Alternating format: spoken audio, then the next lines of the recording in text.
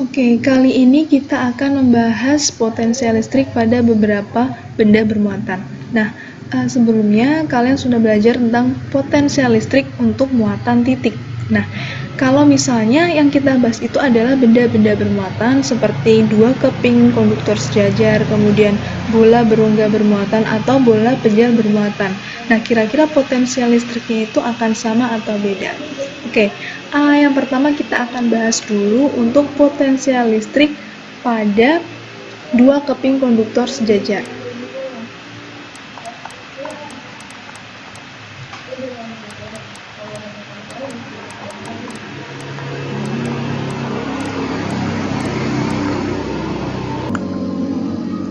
Oke, sebelum kita masuk ke intinya, kita coba ingat lagi hubungan antara potensial listrik dengan kuat medan listrik.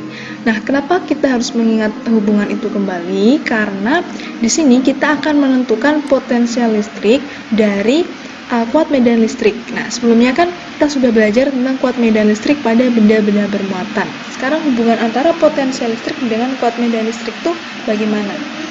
Kita punya hubungan V sama dengan minus integral E dr. Oke? Kita punya hubungan V sama dengan minus integral E dr. Ini kita akan gunakan dalam menentukan potensial listrik pada benda-benda bermuatan. Jadi kita akan gunakan terus yang ini. Oke, kembali lagi ke dua keping konduktor sejajar. Kita juga pakai ini V sama dengan integral E dr. Namun di sini yang perlu diperhatikan adalah acuannya. Oke, sekarang biasanya kita menggunakan acuannya itu benda bermuatan positif. Nah, sekarang acuannya ini kita gunakan yang negatif di sini. Keping negatif yang ada di sebelah kanan kita tetapkan sebagai acuan atau sebagai titik nol. Oke, kemudian kalau misalnya kita ingin mencari potensial listrik suatu titik berjarak R dari keping konduktor. Oke, R-nya itu R sama dengan 0 itu di keping negatif, kemudian bergerak ke kanan, R-nya semakin besar hingga sampai di keping konduktor buat muatan positif, dia R-nya paling besar, yaitu R sama dengan D. Oke, R sama dengan D. Nah, sekarang kita lihat ini muatan positif, ini muatan negatif. Nah, garis gaya listriknya bagaimana? Arah flux listriknya itu bagaimana? Arah flux listriknya itu kita ingat bahwa dari muatan positif ke muatan negatif. Oke, coba perhatikan arah flux dan arah perubahan posisinya.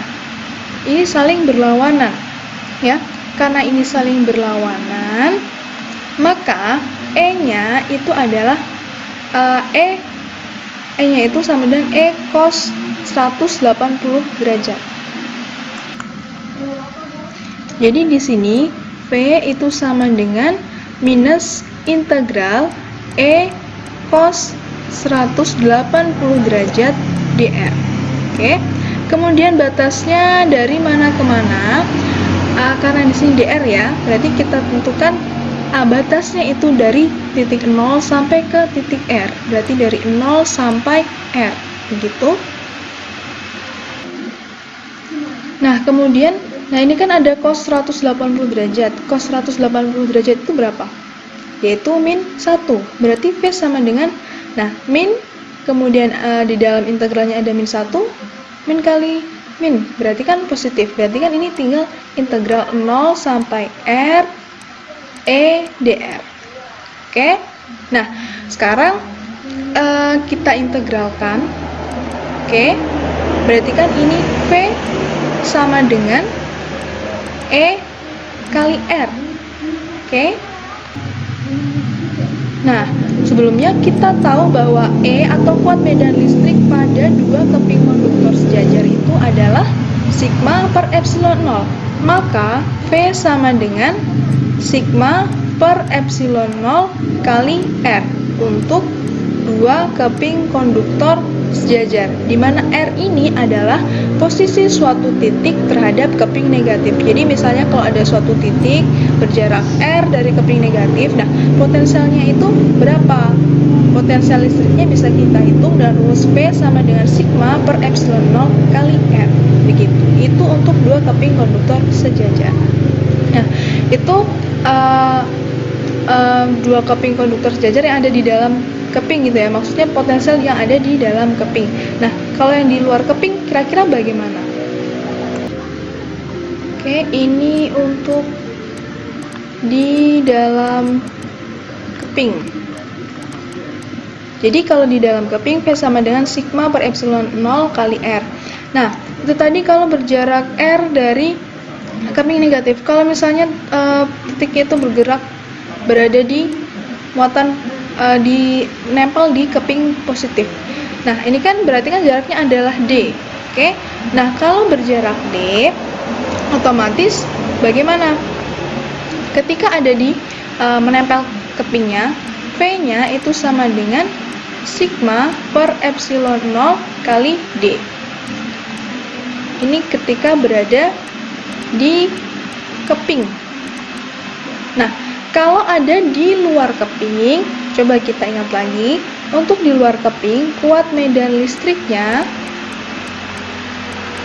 itu sama dengan 0. Nah, kalau S sama dengan 0, apakah potensial listriknya itu juga sama dengan 0? Tentu tidak. Jadi V-nya itu tidak sama dengan 0. Terus berapa? V atau potensial listrik di luar keping konduktor itu nilainya serba sama, yaitu sebesar V sama dengan sigma per epsilon 0 kali D. Jadi kalau di luar keping, P-nya itu sama dengan sigma per epsilon 0 kali D.